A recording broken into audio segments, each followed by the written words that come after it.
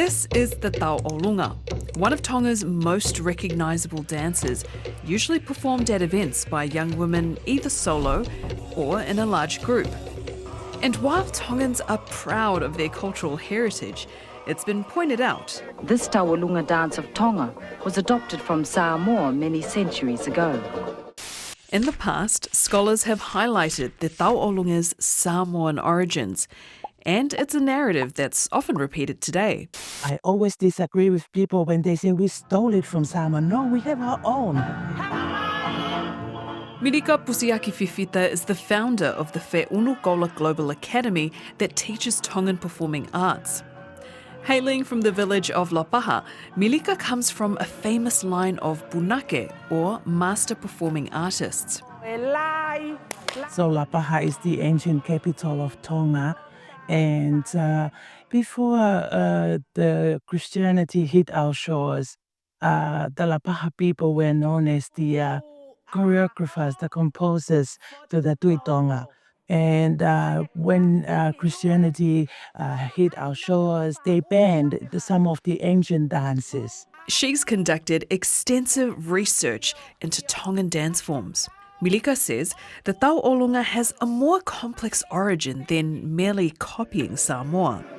Milika says before Taoonga, there was Raela, a dance performed by the daughter of the highest village chief.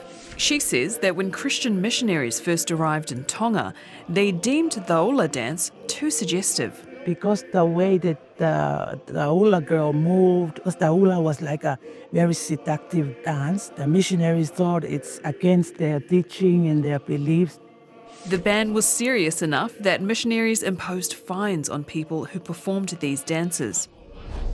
But Milika says that while Tongans embraced Christianity, they were reluctant to part with their dancing.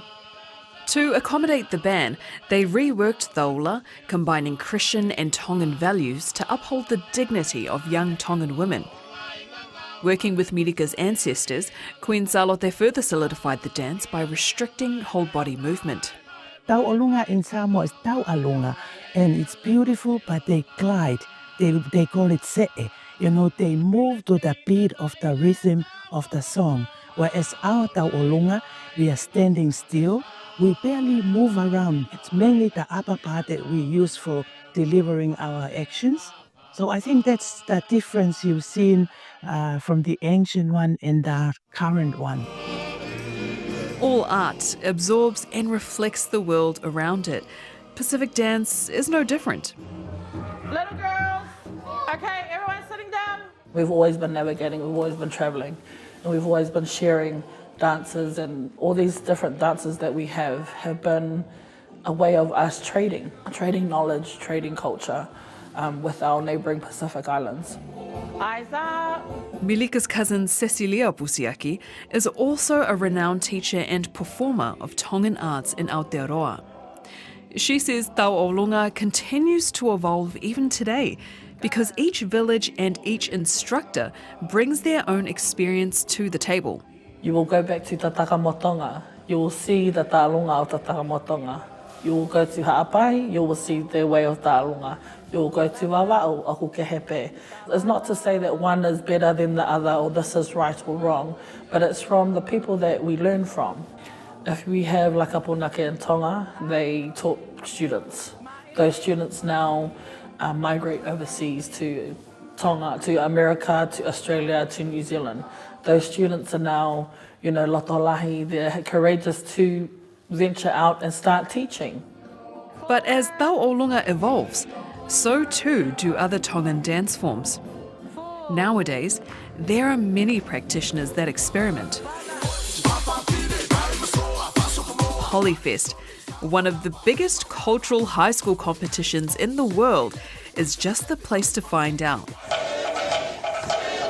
It's one of the most prominent stages for Tongan dance, and you won't just find Taoonga. You'll see Tongan dances like the me'etupaki, the tauwhakaniua, and the ma'olulu. It's also where you'll see schools experiment, blurring the lines between traditional and contemporary. In 2024, Manurewa High School's performance caused some controversy with their interpretation of the Queen Salote song Siueli oi Pasifiki, or Jewel of the Pacific. This composition was, I think, one of her memoirs where she shared about the different places in the Pacific that she visited: Samoa, Tahiti, Hawaii, and Fiji. And so we were a bit controversial in that we didn't follow the traditional format of the ma'ululu. It was intentionally not authentically Tongan. And we decided to add in these aspects of Hawaiian, Samoan, Tahitian and Fijian culture in terms of their dance to go in line with the composition. When you decide to do something new, or when you decide to innovate in a space where you don't necessarily own this aspect of culture, because culture in our perspective anyway is something, is communal. And every time that you decide that you want to innovate in such a communal space, you have to be prepared for someone within that community to say, oh, that's not how we do things. Milika says platforms like Polyfest are the places to express creativity and experiment. I think for Polyfest, it's more into the contemporary content of our culture. We must know that if the princess visits, or people of higher status in our society, then it's it's more appropriate to teach a traditional ones, because there are rules. You are not allowed to tap your va'e, tā va'e. You're not allowed to whakahila. Those are disrespectful because they are of high status.